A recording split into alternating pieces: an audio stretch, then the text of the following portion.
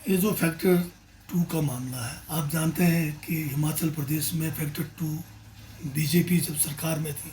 Double engine की सरकार थी, तब भी लागू नहीं हुआ। क्योंकि हिमाचल में अभी जो है सरकार के जो चाहे बीजेपी के समय हो चाहे कांग्रेस के समय हो, इस आर्थिक हालात में नहीं है कि आप फैक्टर 2 को लगाएं। फैक्टर 1 में बहुत सारे और चीज़ें मिलाकर एक रीज़नेबल अमाउंट जो है आपको 4 लेन का या किसी भी जो गवर्नमेंट एक्विजिशन करती है उसमें दिया जा रहा है। तो अगर सरकार या प्रदेश की स्थिति हो तो फैक्टर 2 भी मिलना चाहिए। कानून में बना है उसका, परंतु कानून लागू तब किया जाता है सारी परिस्थितियों को देखकर। जब बीजेपी डबल इंजन की सरकार इसको लागू नहीं कर सकी, उनके समय भी बड़े आंदोलन हुए,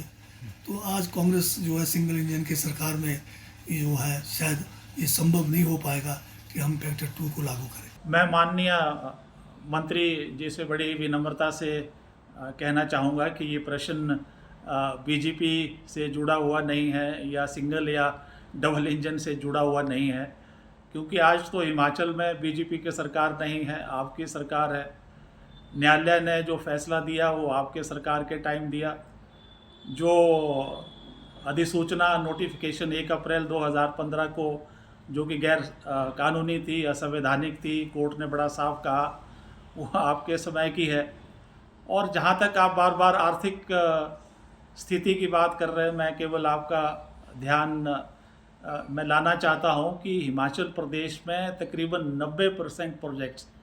चाहे वो नेशनल हाईवे को लेके हों, 4 लेन को लेके हों, या आने वाले रेलवे के लिए हों, या दूसरे प्रोजेक्ट्स हों जो केंद्र के लिए, उसका पूरा का पूरा 100% पैसा जो है वो केंद्र वहन करेगा और कर रहा है। और 9% जो है आपको एडमिनिस्ट्रेटिव चार्जेस भी हिमाचल को मिलते हैं। तो ये पैसा आपके हिमाचल के लोगों के लिए है, हिमाचल की सरकार के लिए है। और जहाँ तक ये भी बात सही है कि स्टेट गवर्नमेंट्स को भी अपना अधिग्रहण करना पड़ता है, पर उसमें तकरीबन 10% से भी बहुत कम जो अधिग्रहण है वो स्टेट जो कामों के लिए, प्रोजेक्ट्स के लिए आप करते हैं। और बिल्कुल ठीक है, उसमें पैसा लगता है लेकिन बहुत कम है, और उसमें भी लोग जो है अपनी लैंड जो है वो गिफ्ट करते हैं। और दूसरा, अगर आप देखें कि भारतवर्ष में तकरीबन सारी स्टेट्स में जो भूमि अधिग्रहण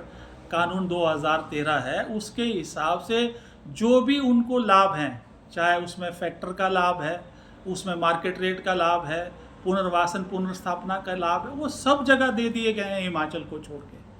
मंत्री महोदय जी को बताना चाहता हूँ, याद दिलाना चाहता हूँ कि मंत्री महोदय जी, ये कानून 2013 यूपीए द्वारा लाया गया बहुत शानदार कानून है,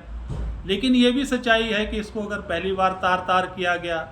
तोड़ा गया 1 अप्रैल 2015 की जो अधिसूचना, जिसको कि उच्च न्यायालय ने अभी